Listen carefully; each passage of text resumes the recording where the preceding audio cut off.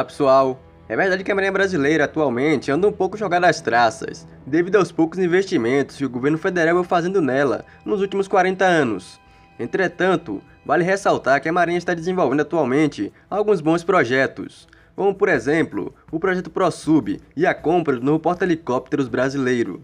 Tanto é que a Marinha Brasileira segue sendo a segunda melhor marinha das Américas, atrás apenas dos Yankees americanos. Mas no passado, houve uma época em que nossa esquadra naval era temida e respeitada mundo afora, principalmente entre o final do século XIX e o início do século XX, e é disso que iremos falar hoje. Mas antes, gostaria de pedir a vocês que, se possível, contribuam na vaquinha do canal, para assim mantê-lo ativo. Entre o século XIX e até o meio do século XX, existia uma classe de navios que eram verdadeiras fortalezas marítimas, os encouraçados. Eram navios de grande porte, equipados com uma blindagem pesada e ao mesmo tempo com peças de artilharia de longo alcance.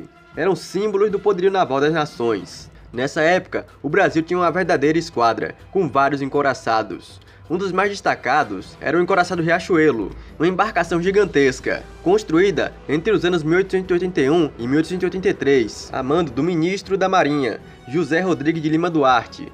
O Riachuelo foi construído por um estaleiro britânico, juntamente com seu irmão, o encouraçado Aquidauban. Os dois encouraçados juntos formavam a elite da Marinha Brasileira. Eram navios com boa velocidade e com bom armamento. Inclusive, alguns diziam na época que apenas um dos encouraçados da Armada Brasileira poderia destruir toda a marinha norte-americana, já que muito embora os Estados Unidos tivessem mais navios e canhões que o Brasil, a marinha brasileira era mais tecnológica. Era o famoso quantidade versus qualidade. Na tela está aparecendo uma tabela com as melhores marinhas da época. Foi retirada do livro O Problema Naval, de 1899. Na tabela o Brasil aparece na sexta posição entre as marinhas. Porém, vale ressaltar que, como eu falei, existe um fator qualidade versus quantidade na questão. Nessa época o Brasil também tinha uma das maiores marinhas mercantes do mundo. Vale ressaltar também que antes da Segunda Guerra Mundial, a marinha dos Estados Unidos não tinha grande potencial, como hoje em dia. Ela só ficou realmente potente após o conflito global. Uma história interessante sobre o encouraçado Aquidauban é que quando foi construído ele recebeu o apelido de encouraçado de papelão por um dos almirantes da Armada Brasileira. Esse apelido era uma referência à sua couraça que não protegia inteiramente o navio. Entretanto, na revolta da Armada, o Aquidauban cruzou a Baía de Guanabara 3 vezes, recebendo diversos tiros de artilharia ali instaladas e resistindo a todos eles. A partir daí, ele recebeu um novo apelido e passou a se chamar de Casaca de Ferro. Outros encouraçados da Era Imperial que merecem ser citados são o encouraçado Barroso e o encouraçado Tamandaré, que lutaram ativamente na Guerra do Paraguai. Alguns outros encouraçados da época estão aparecendo na tela.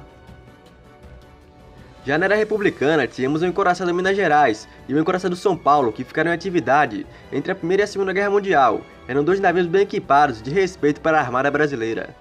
Outros navios brasileiros de respeito na época eram o Cruzador Bahia e o Cruzador Rio Grande do Sul. Os cruzadores são navios armados que têm a missão basicamente de destruir outros navios de classe. Todos esses navios foram construídos na época da corrida armamentista na América do Sul. No início do século XX, o Brasil estava com uma marinha um pouco defasada, em comparação com a marinha argentina e chilena. A frota brasileira não recebia investimentos desde a queda da monarquia, e a revolta da Armada entre 1891 e 1894 não ajudou muito.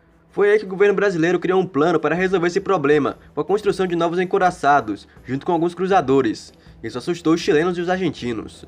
A corrida armamentista só chegou ao fim quando a Primeira Guerra Mundial se iniciou. Depois dessa época, a marinha brasileira foi ficando cada vez mais jogada às traças e comprando navios de segunda mão de outros países. Só recentemente que estamos investindo novamente em nossa frota naval, como falei no início do vídeo. Com certeza o almirante Tamandaré, que é o patrono da marinha brasileira, não ficaria contente com essa situação. Mas era isso, esse foi um rápido vídeo, espero não deixar o canal parado. Se inscrevam e ativem o sininho na opção ver primeiro para receber os novos vídeos. Compartilhem o vídeo em grupos, etc. Isso ajuda bastante o canal.